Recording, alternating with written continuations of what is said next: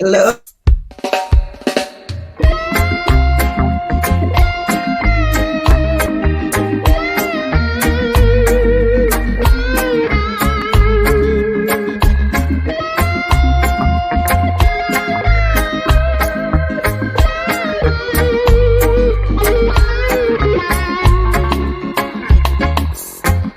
As morning draws near,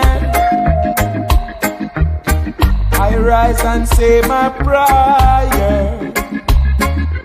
Little piece of bread to my mouth, little tea to wash it out. It's my daily tribulation, even though I'm a working man. I work so hard to make ends meet, with one suit and one shoe to my feet.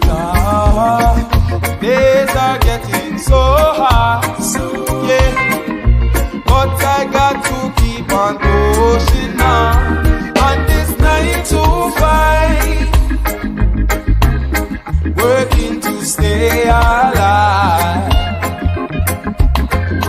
On my 9 to 5,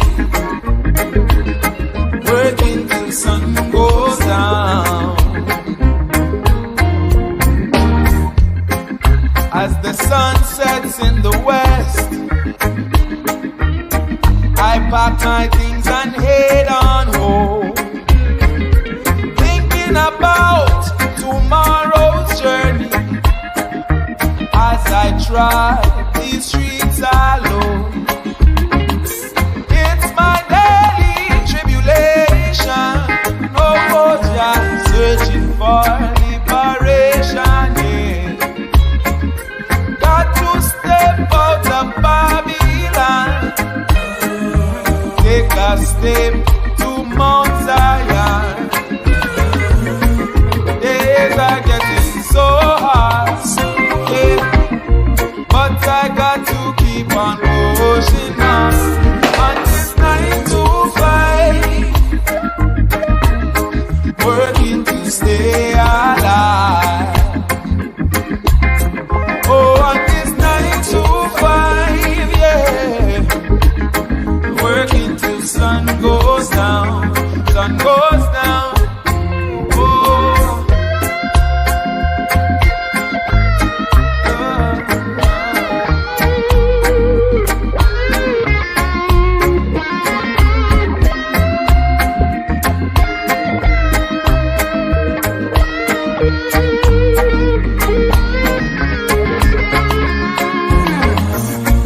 Days are getting so hard, yeah.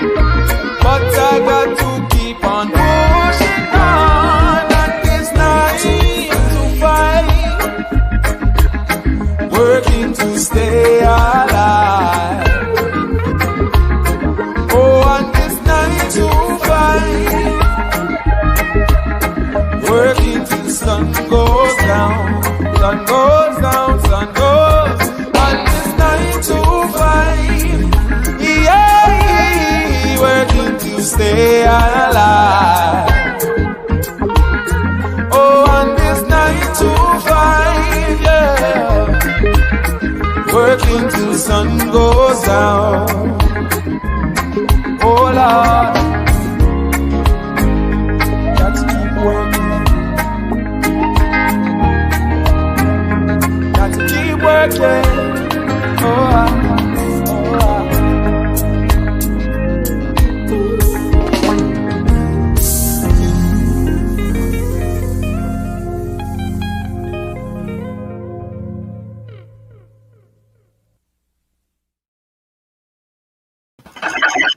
I'm Al McFarlane. Welcome to Conversations with Al McFarlane. Glad to be here. Sorry for the little glitch. I got kicked off the screen early on, so fortunately we had more good music set up for you, and glad you had a chance to enjoy the music of Earthcry, 9 to 5. That's Phil McFarlane and Earthcry, live and direct from Kingston, Jamaica. We start the program off with the music of Ryan. Ryan is a Minneapolis native and has organized a group of Minneapolis stellar musicians to bring that message about enough being enough, time for change in this marketplace. Well, Monday we talk about the upcoming elections in Minneapolis. We're pleased to invite the candidates for City Council to be on and to present their story, their platform. Always want to acknowledge my partners and collaborators in this event, the members of the Hawthorne Neighborhood Council. Diana Hawkins is here, Dee Phillips is here, Andrew Barnhoff is here. Diana, how you doing? Good to see you. How you doing? How's everybody doing this Monday? Well, I hate to report, but here we are, Monday. We got 11 people shooting all weekend, 7 different locations. It's kind of like, wow, when you wake up, is this the norm now? Did we expect this? It's sad. But I really want to say today, my heart really go out to the lady who lost her twins. Yeah. Okay. That's what I really want to say today, that I am praying for her family. I'm praying for her, but that's where I'm at today. Who knows the story? Tell the story for those who aren't aware of the news or the newscast. I don't know the story. I just know that there was a shooting and a lady lost her 2 babies, her twins. She got shot in the stomach. So I don't really know the story. That's so horrible. I'm not sure if anybody else has heard anything different, but that's what I heard, that she got shot. She got shot in the stomach, and she's in critical condition, and she lost the twins. So. Well, certainly our prayers go out to her, and our hope that somehow justice will emerge out of all of this chaos that we're experiencing, and that we figure out a way to get control again of our lives, our neighborhood, and have a peace that reigns, peace that sustains in the community, in the neighborhood. Dee, any word from you? Andrew, any opening comments? No, go ahead, Andrew. No, I was just going to say I agree with Diana about the lady who lost her family, and with you. We've got to find some way to resolve this issue. That's all I can say. Andrew? Yeah, and just along a similar vein, I don't know if everyone saw the breaking news about the 4 people that were found in the car in the middle of the cornfield, but it's been determined they were actually shot and killed in St. Paul. And then the bodies driven out to Wisconsin. So we're seeing some really horrific violence.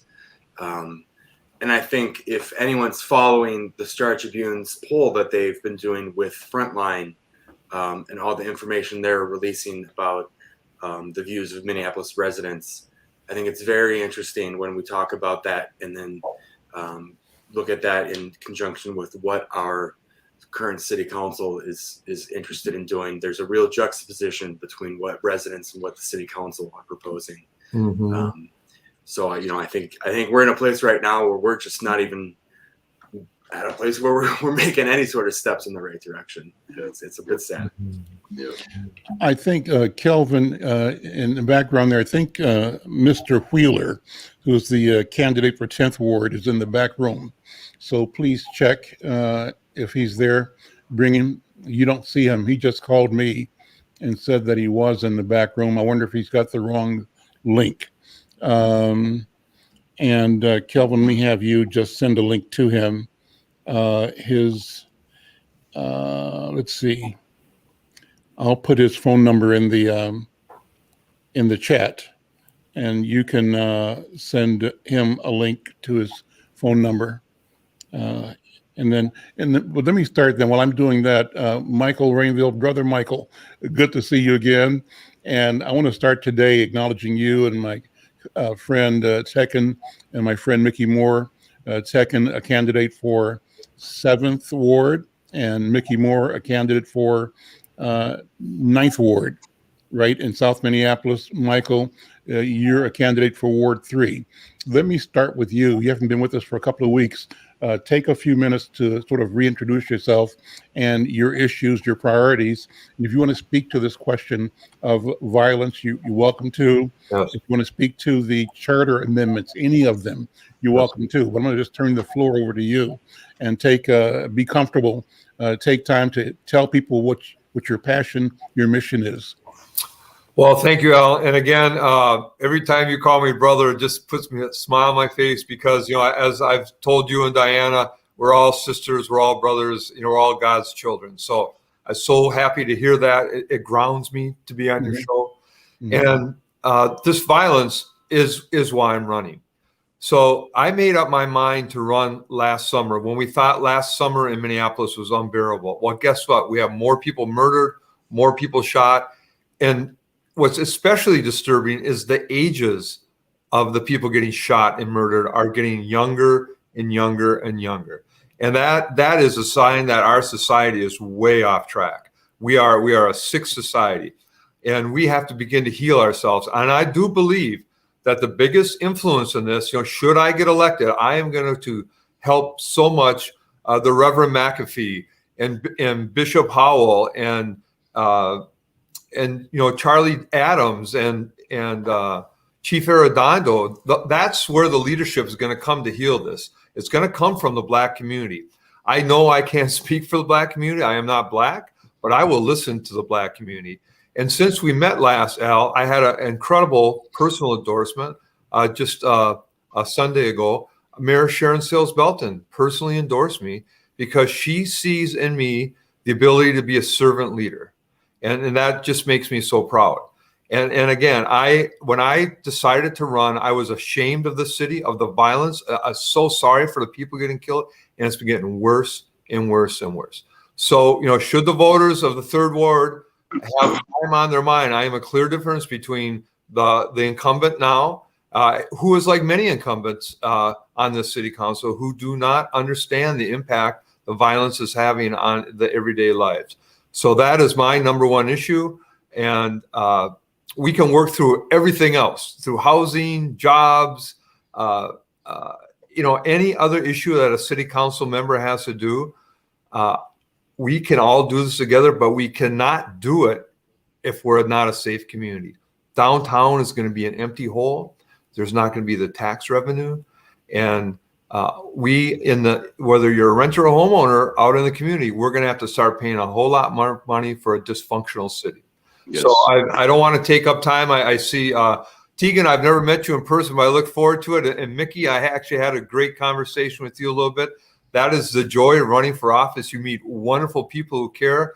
And I respect the both of you so much for putting yourselves out there, because it isn't easy.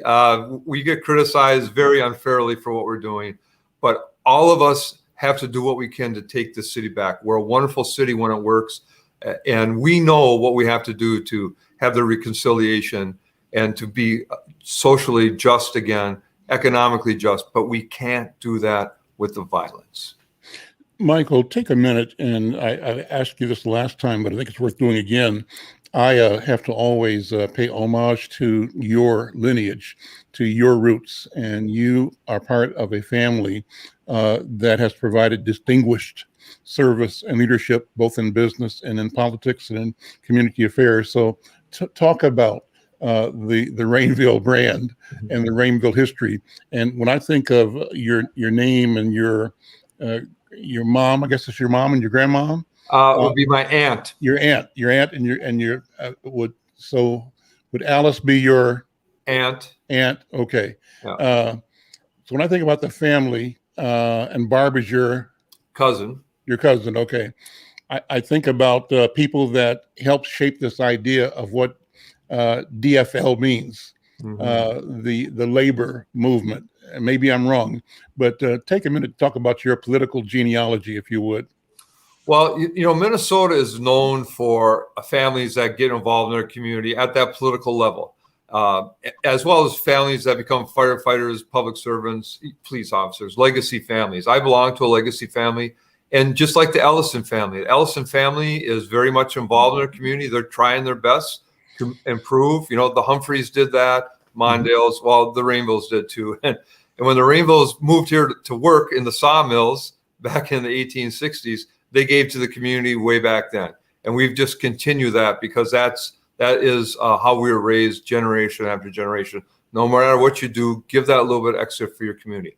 I've been a volunteer on the St. Anthony West Neighborhood Group for 35 years, got some great things done here, rebuilt the Ritz Theater, home of Theater La Di Da, library in Pierre Bottineau in the Greenbelt, which has a special wing for children. We realized 20 years ago, not all our kids had access to the internet. So we took care of that problem.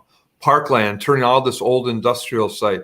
The park board was stuck at the BF Nelson, and I had the wherewithal to get a hold of someone at the EPA in Chicago, and they came and tested it and helped the park board cure that land. And probably the proudest thing I'm done, Al, is over here in Northeast, we put a police substation on East Hennepin Avenue in University, and we had a beat cop, got to know the businesses, got to know the residents, the customers, and got to know the people who were out there to steal and rob. And that was a very safe area until the police department collapsed due to lack of staffing. So I do come from a legacy family. I am my own person. I have a lot of disagreements with my family over the Thanksgiving table, but we all pulled together because this city grew because we all worked. We had the labor unions. We had good jobs. We were good, solid Democrats, and we listened to each other. That's not happening anymore. Our city council is not transparent. They got their own ideas. They don't care what we think, and that's wrong. We have to be involved as citizens. We have to be listened to and heard to. I sound like I'm preaching, but that I get pumped up here. That's why I'm running.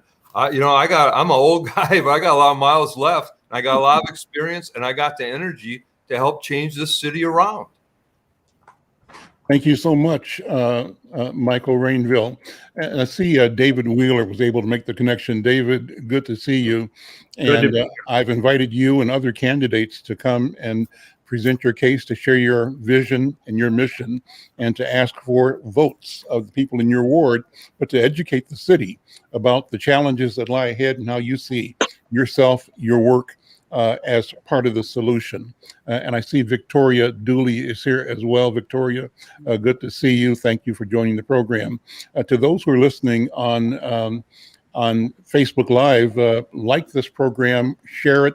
Let people know that we're having this conversation. It's important. If you're checking us out on YouTube, we want to build our YouTube audience. So subscribe to the channel, like the program, and share it. And if you're watching from the national, from Black Press USA, we thank you from wherever you are around the country, around the world, looking at and supporting the Black Press of America, the National Newspaper Publishers Association that has hosted this platform as well.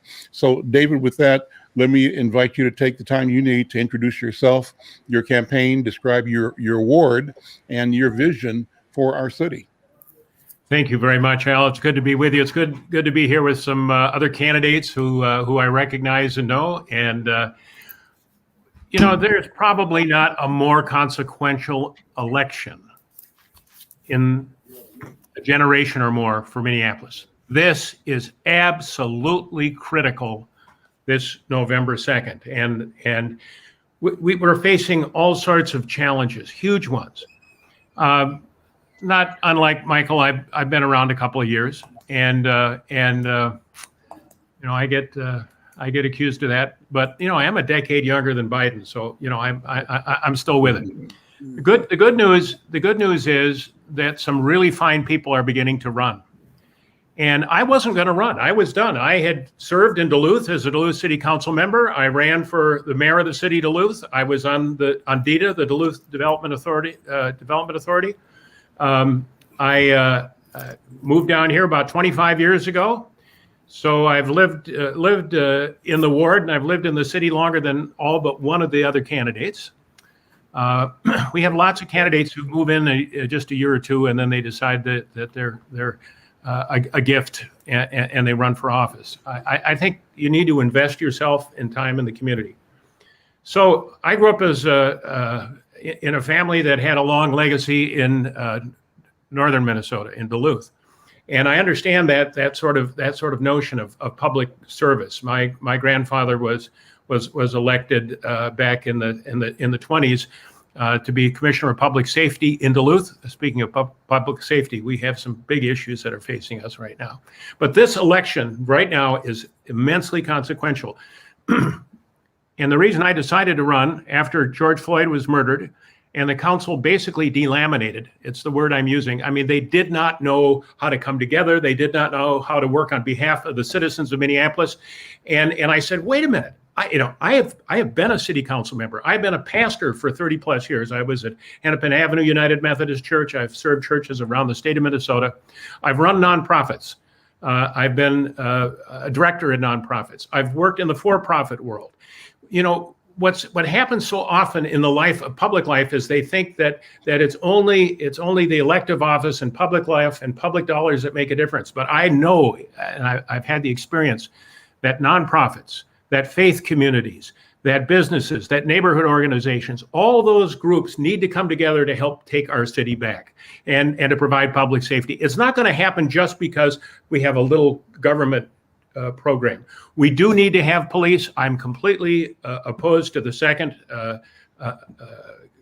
charter amendment. I think it is foolish. I don't think it's well considered. We need to have police. We need significant transformation of that department. There is a long history of racism, which is not acceptable.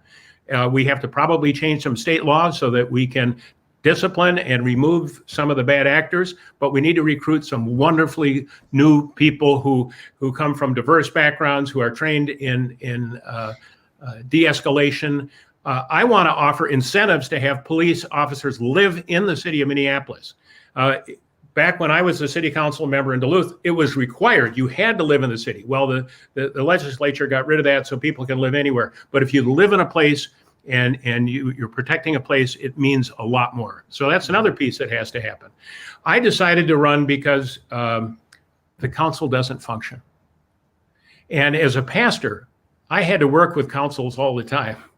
And I had a dysfunctional council in Duluth when I was on the city council too.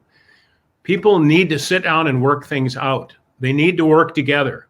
And I have the temperament, the experience, the background to bring a real disparate group of people together. I'm going to spend an hour or two with each individual council member and get to know them really well in the first week or two of the term, because I want to be able to negotiate with them. I want to understand what moves them, not just policy stuff, not just political games, not that. I'm talking about what it is we can do for the entire city. And I also believe, though, my work will be in the 10th Ward, which is a really diverse ward. I live in East Harriet, and then there's formerly called Echo, and then South Uptown, and then the Wedge area and Whittier. It's a very diverse group. It's like the city of Minneapolis, it's very diverse. And I will work within doing constituent service there. And I actually, unlike some people, I actually return phone calls, emails, texts. I do that. That's sort of what you have to do. I had to do it as a pastor. I've had to do it as a public official. I will do that as a city council member. But I will also be a city council member for the entire city of Minneapolis, not just the 10th Ward. I will not be taking care of a special constituency group like so many of our current people are doing. I really believe that we've got to work together and come together and work really hard. These are not simple issues. It's not black and white. It's not simple. It's hard work, and we've got to make sure it happens. I could go on and on, but I'm a pastor, so be brief, be witty, and be seated, as Winston Churchill said. Well, very, very good introduction. Thank you so much for being here. And Let me bring the microphone over to Victoria Dooley. Thank you for being here. And I'm going to hand the microphone to you to talk about you're a candidate, right? I haven't seen you before. You're not a candidate. You're a community member, right? Diana, you're shaking your head. Her microphone's on. She sits on the board of the Hawthorne Neighborhood Council. She's a board member. There we go. So one of our partners. Okay. Yeah, she's one of our Victoria, let me welcome you. There we go. I got it now. And have you join the conversation with questions, comments, observations whenever you like. You're welcome to, and we appreciate you being here. Okay, thank you so much. you. Yeah, thank you so much. Let me go to Tekken and then Mickey. And you guys have been here the longest and the most on our program. We thank you so much. But I'm going to lean on both of you to put more context to the charter amendments, the several of them.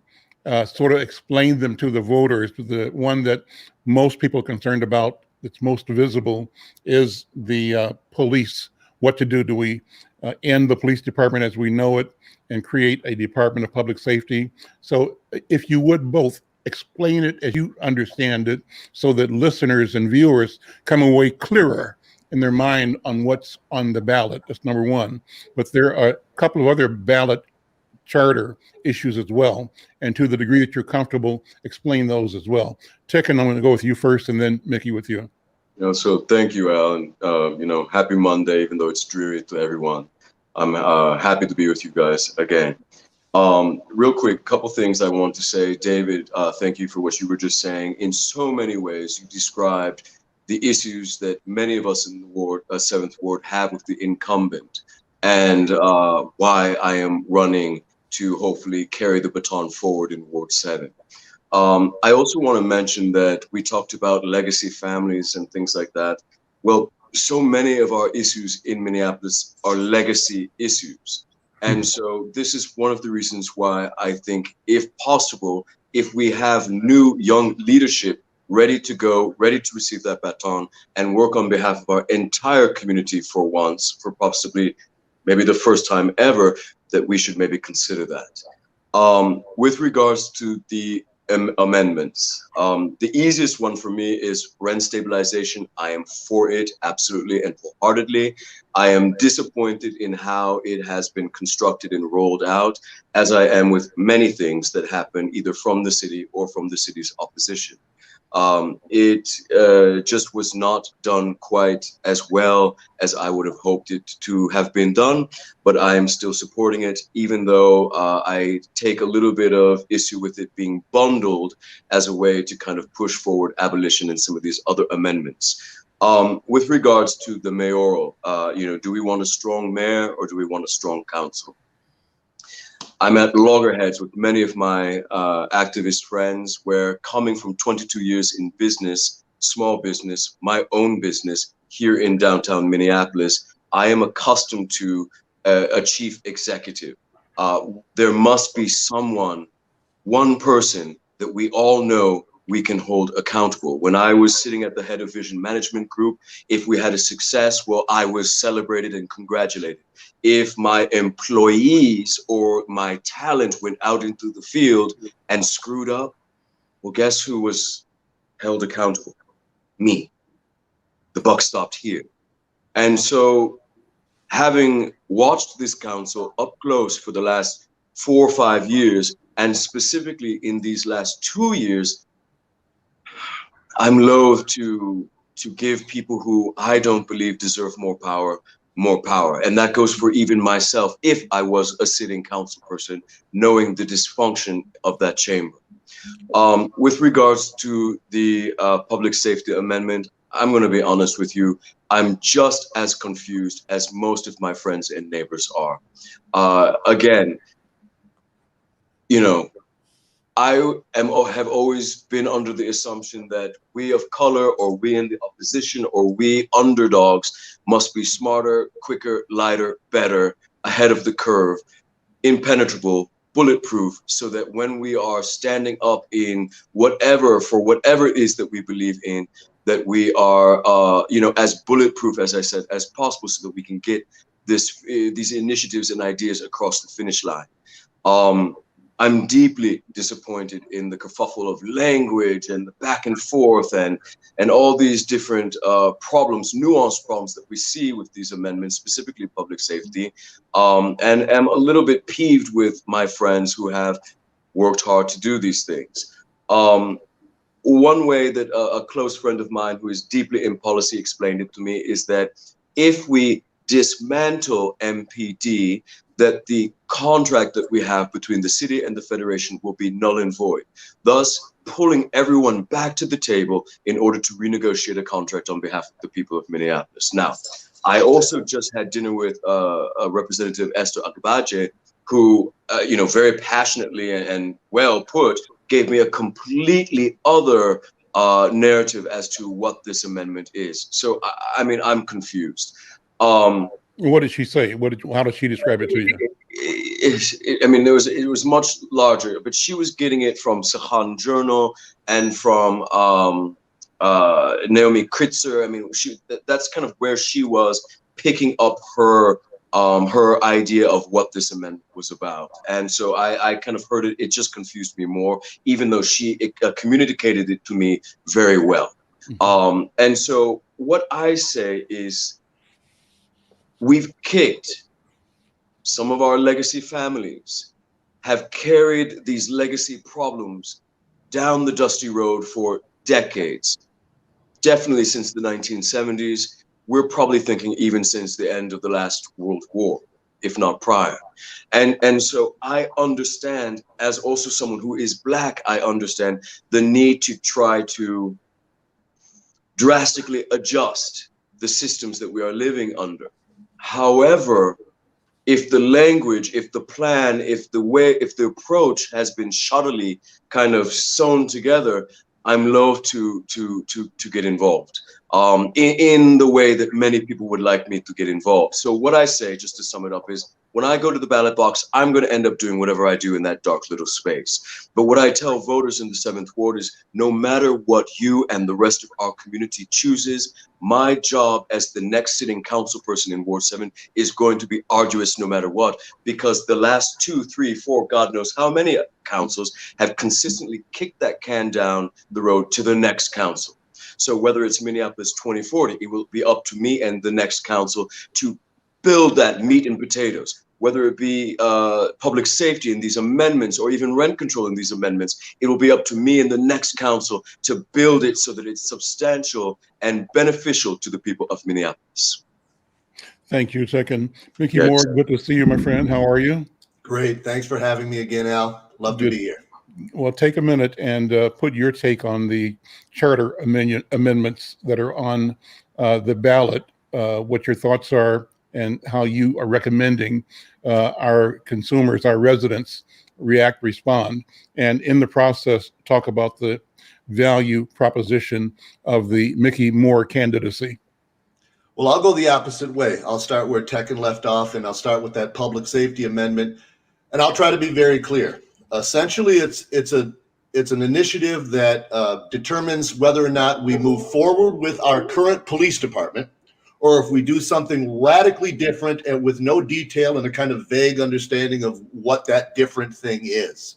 And when we say different, we're talking about pulling the rug completely out of our current Minneapolis Police Department. If we thought we pulled the rug out when those city council people stood up on a stage at Powderhorn Park and talked about defunding and abolishing the police, that was a serious, those words and that message had serious consequences, and we're seeing those consequences every day and every weekend since then.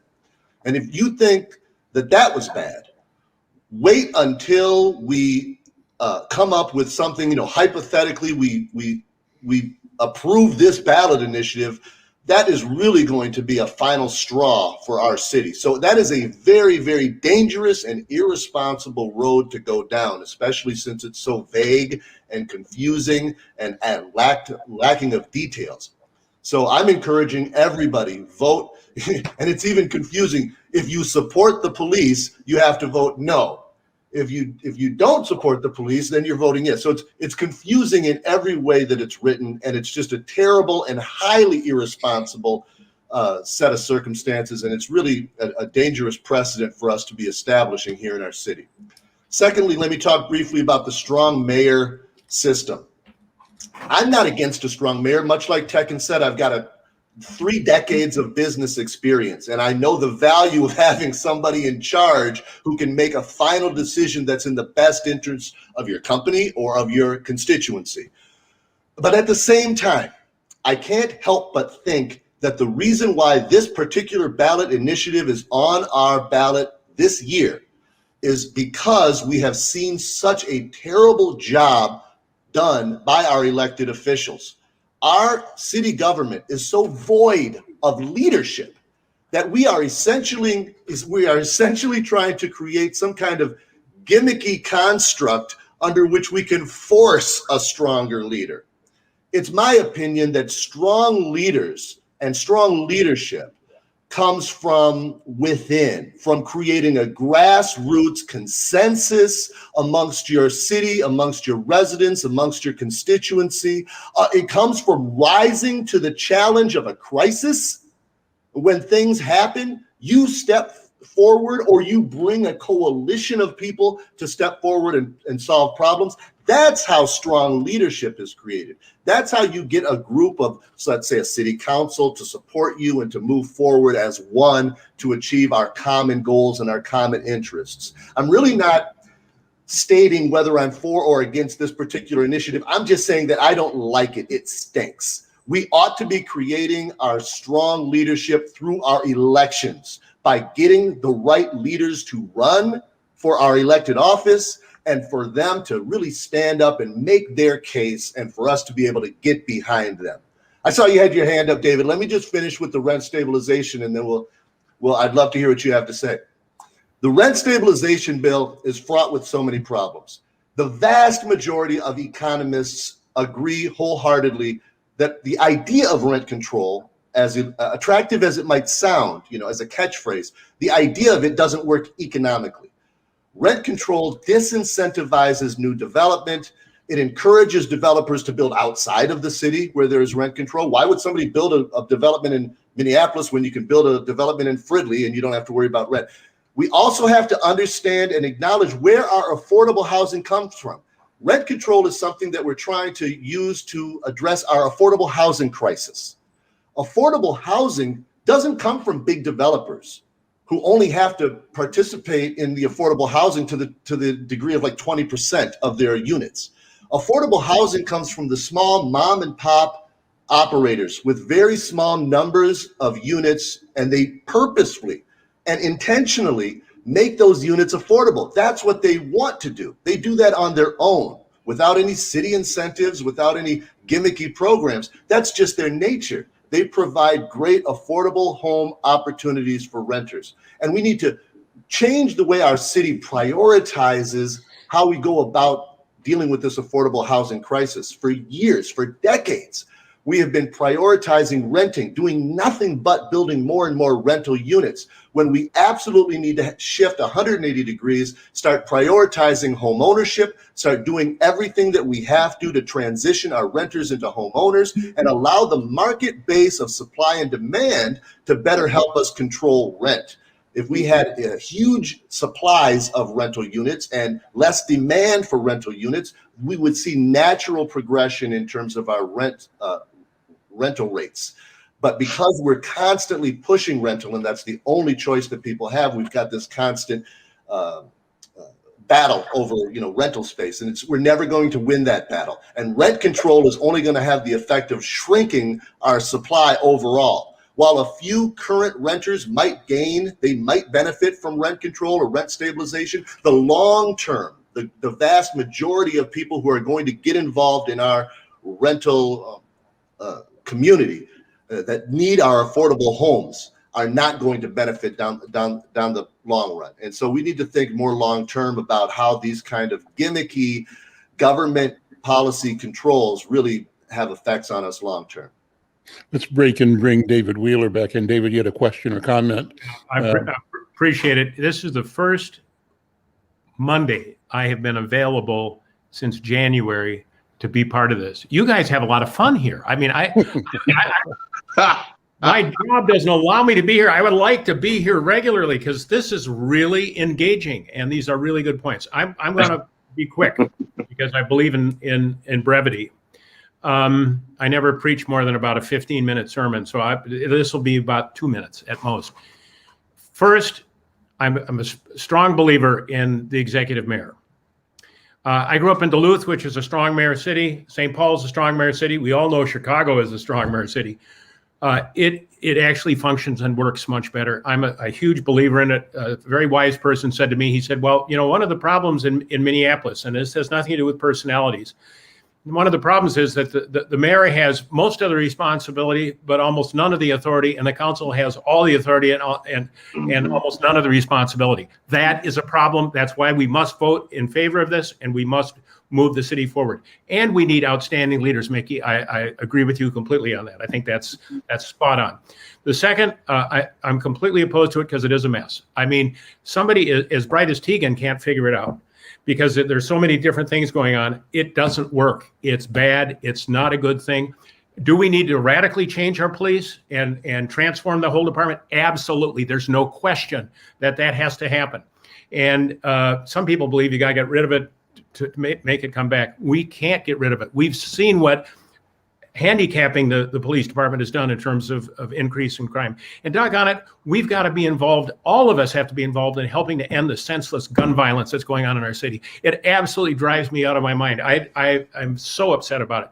I'm not in favor of rent control either. Great idea. Sounds like a really good thing. It doesn't work. Every place they've tried it, it has not worked well. I have to push back on that, though.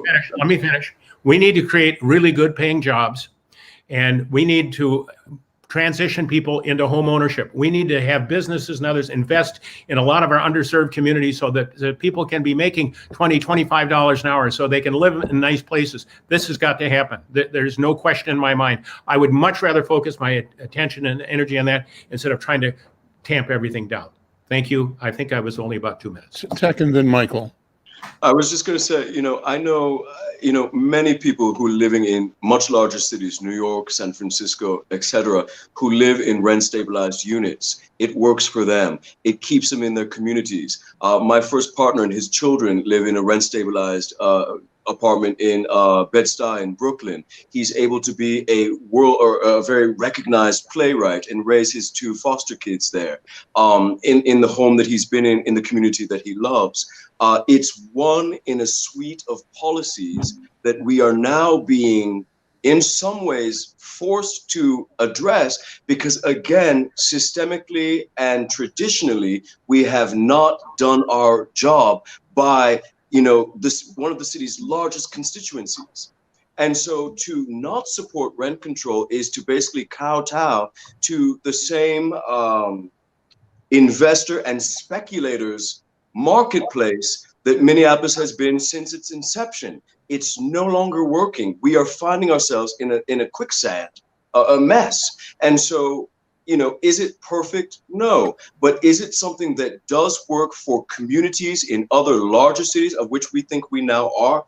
Yes. And there are benefits specifically to working class people, to Black and brown people, but more importantly, to our elders who have been living in place for decades. There's a woman who lived in the Buckingham who started CLPC. She's been displaced. Now, yes, she was aging and she's in a higher level of care, but she kept her blinds shut for years at the end of her term at the Buckingham because she didn't like seeing LPM outside her window. It terrified her because it made her feel like she was soon to be cast out of her home that she'd been in since the 70s. And so this is a way to protect not just us younger people and people younger than me, creatives, artists, students, this, that, working class folks, but it's a way to protect our senior citizens and keep them in the communities that they have contributed to for decades. Michael, what are your thoughts? Unmute, Michael. Unmute. I was so mesmerized by Tekin's response, I forgot to unmute myself. So, but first, before I give you my response, when this campaign is all over at Tekin, I'd love to walk you through my area here in Northeast and show you what the legacy thought process has done for Lord. Brother, I've been around since '94. I know Northeast. I know the Loop. I know Minneapolis. Well, you don't know it like I do, so I'll show you all the good things that happen. I don't know about that. Yeah. I look forward to meeting you in person. So on this first charter amendment, it's all about having a leadership that you can hold accountable. And, sometimes we look across the river at our neighbors in St. Paul and sneer at them that they're not maybe a well-run city. They're a better run city than we are because of Mayor Carter. Mayor Carter he ran for office knowing what he could do. And he's being held accountable, and he'll get reelected by a landslide because he is the leader that this amendment would give to us in Minneapolis. We deserve that leadership, and we also deserve to have the city council know what they can and cannot do. When the department heads were interviewed about, what's going on in the city, because every department head, with the exception of Chief Arredondo, has quit in the last 3 years. Why? Because they've been micromanaged. In fact, 3 city coordinators have left in the last 2 years.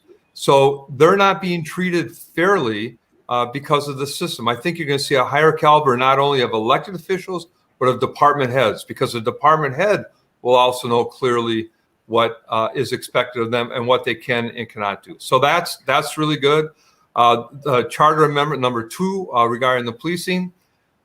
When those city council members got up on the stage 18 months ago and it said in big clear letters, abolish the police, we will defund the police. Those are strong words. Those are meaningful words. And they promised they would come out to the community and create a plan based upon community input. Guess what? There is no plan. They're asking us to vote on something that they cannot express. And the real danger is they can implement their plan because they have a plan. They're just not telling us. And that gets implemented in 30 days. So guess what? Chief Arredondo is gone. Who knows what this year's budget will be like when they set the budget for the 911 responders and investigators. All these horrific crimes are being committed. They don't have the investigators to follow up on them. So number 2 is just, we can make the changes. The new city council will make the changes needed to reform the police and move it forward. And especially, I can't remember which one of the candidates talked about hiring locally, but our young women and young men in our neighborhoods should be sought out. And I would do this with people like Bishop Howell and the Reverend McAfee. Those children, those young adults in our community should be public servants for us. And it's a great job. It's an honorable job. If you're a young person of color and you want to change the world, become a fireman or a policeman or an ambulance driver or a school teacher for that matter. Number 3, the rent control. What a tough one. Okay. We do have a rental problem. I do think it's a problem associated with job creation, that we just don't have the well-paying jobs. If you have a good job, you don't have a problem with rent. And time again, the experts tell us that Minneapolis has underbuilt. They've underbuilt at this crisis. We have to get together with everybody, the foundations, the nonprofits, the developers, and say, how do we build more housing? Because the market rate housing that's built today, in 15 years, that's the affordable housing as it ages. But Michael, one group that you left out of that, and I'm not disagreeing, but you left out the people. And that's the biggest issue with how things have run. So you didn't let me finish, okay? Because I do want to acknowledge that people are hurting and suffering for housing. If you want to have a stable society, it really starts with housing. So I do acknowledge that. We've had an incredible influx of people that we haven't kept up with the job creation to match the people that have come in so they can afford the housing. So this, as you can see, we all agree is complex, but I don't want to, I would deeply research with all the experts what's happened around the country. I do not want to stop housing development because we institute a policy. And if Ginger Jensen is watching, she's a young lady in my neighborhood, very active. I just ran into her at the Ukrainian festival yesterday, and she promised to school me about her view on rent control. And I sent her an email a couple weeks ago that maybe got lost somewhere. So now, Ginger, if you're watching, please meet me in Dickman Park and tell me, as Tekin said, the people's side. Okay, I want to hear all sides on this before I make my mind up. But it could be very dangerous for the city, or if we thread the needle, it could be the best thing in the world. Let's have the brains to figure that out. And the public discussion, the transparency that is needed that we're not getting on these policing issues. Mickey, let me come back to you, Mickey, and have you respond, sort of take the conversation to the next level. I think this is critically important to have these issues and ideology defining conversations about these important issues. What have we not said? What should we say again? How should we emphasize the importance of these several charter amendments? Well, a couple of things I just want to point out, and I've mentioned this before, but I've been in this city for 52 years, and I've seen this bait and switch tactic used by our city council. I can't tell you how many times. They think that the public is pressuring the government to do something about an issue. And so they dangle this ballot initiative out there that sounds like it's going to be some kind of a problem solver. But the reality is all the ballot initiative actually does is give the city council the choice to, if they so decide, to move in a direction on their, it's their call, it's their decision, it's their construct, it's their policy. It's not a specific thing that we're voting on. It's really just an idea. Yeah, so first right. They test the waters with these ballot initiatives. Well, do people support rent control or not? Because if the people don't even support it, then they don't have to do anything. Mm-hmm. So if the people end up supporting the rent stabilization ballot initiative, so then the new city council gets together and they think to themselves, well, what should we do about it? Mm-hmm. And then we start all over again with ideas and the beginnings of policies and the very first stages and the baby steps of actually moving forward on these things. So let's be clear about, for those of us that have been around the block too many times with this city government and their ballot initiative process, let's just be clear that none of these things, you're not going to wake up on November 3rd to a brand new city with all new policies and regulations and guidelines governing how we live. This is a long process, and these ballot initiatives are really just let's stick our finger in the air and see which way the wind is really blowing. Let's not forget how abysmal our voter turnout is for municipal elections. We love to pat ourselves on the back for leading the nation in voter turnout. That's for presidential elections. When it comes to municipal elections, we are terrible. Some of our wards over the last 5 years hovering around 15 to 20% turnout. That's 1 out of 5 voters bothering to show up to vote. And that's generally to the advantage of the incumbent. And the problem with that is that incumbents are comfortable if nobody shows up except for those that are committed to them. And so that's part of the problem. It's like the leaders walk around saying, let them sleep, tiptoeing through the community, through the voter rolls, and encouraging people to stay asleep, therefore inactive, therefore unengaged. Let me switch it to Ticken. Ticken, you've criticized the incumbent in your ward directly and pointedly, and I want you to offer the same kind of criticism for the entire council.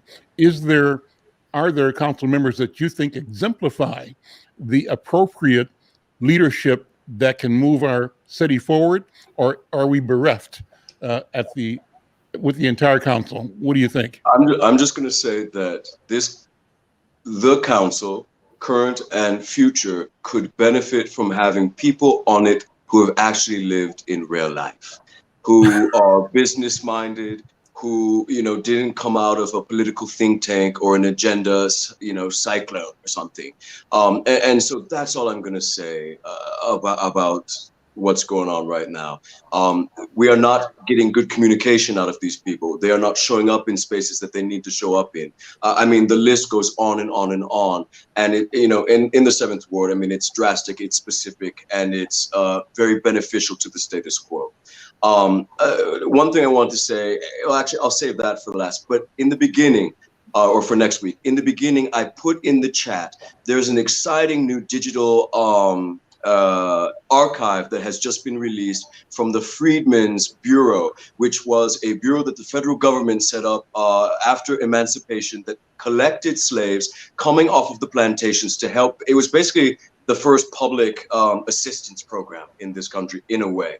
And so it is an amazing archive of documents on your ancestors, African Americans, who were released from bondage in the late 1800s. And it is the first, I think, foundation of federal reparations. Because anyone, not me, because I wasn't born in this country, right? But any African American who was born in this country could access for free this database and find your ancestors, your great-grandfather, your great-great-great-grandfather, et cetera, and that then gives you the wherewithal to go before the federal government and demand reparations. I think it's groundbreaking. Michael, we got down to 2 minutes now. A parting thought. Again, why Michael Rainville? because I am going to reach out when I make my decision making. It's going to be from the people of the third ward. I am not going to carry my own personal ideas into this ward. I'm going to do the hard work, the evenings and the weekends in the community to understand what is wanted by the majority of the community. And I have the experience. I've been tried. I've been true. I'm proud of having grown up in the third ward, having worked in the third ward all my life, and having contributed to the increase in libraries, theaters. I serve on the board of the Northeast Arts District, and I'm very proud of my relationship with the Community Policing Project up on East Hennepin. I have the skills to do it. I have the desire to do it, and I have the ears to do it. I will listen. Mickey Moore, 30 seconds to close out today. Well, This will be my only time, by the way. Mickey first, then David, then Tekken. Thank you. Well, I'd just like to comment on what Michael says. This is the key. And what Tekken was saying, this is the difference between our new breed of city council candidate that's coming in. People that are willing to listen to the people and do what the people want. You're a public servant. You're a representative of, you're not being elected to lead based on your own personal ideas and your own political agenda. We have to drop that from our city government. We have to get into a spirit of real, true, honest, and accurate representation of what our residents and business owners want and deserve. And I think that will revolutionize the way our city government works. Go ahead, David, please. David, go ahead. You bet. This is probably the only time I'll be able to, unless I do the day before the election. That I'm free that day, actually. So it's just a really good group of people. These are people that love and care for the city. What I bring is the fact that I have been a city council member before. I have been a pastor. I have run nonprofits. I have worked in the for-profit world. I bring that whole broad experience. Plus, I have a pretty good temperament. And I know how to get people who disagree to sit down and work things out and talk things through. We need to do this together as a city. We need to listen, and we need to work together, and we need to heal our city. Our city needs to be healed. So, Al, I want to end with Chief Arredondo getting his standing ovation at Shiloh Temple this weekend. That's how much the Black community in North Minneapolis stands behind Chief Arredondo. Second, final word is yours. I don't have anything more to add other than thank you for the opportunity. Well, thank all of you for being here. We'll see you next week. We're going to keep doing this up till Election Day, and your voice is important. I want to commend you and thank you all for stepping in, stepping up, and showing up for the things you believe in and for your neighbors and community in our city. We'll see you next time. Bye-bye, everyone. Thank you.